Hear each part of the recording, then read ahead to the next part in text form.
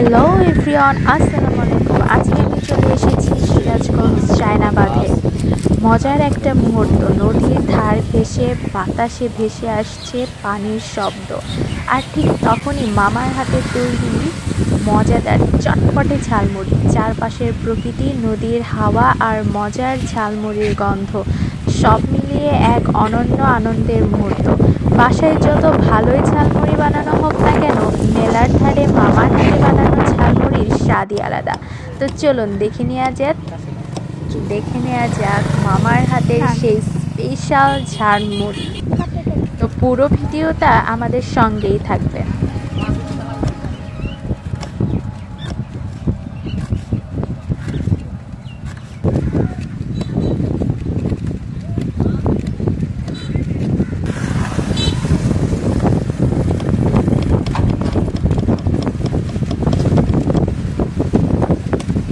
তোমার প্রিয় street food কোনটা, কমেন্ট করে অবশ্যই জানিও।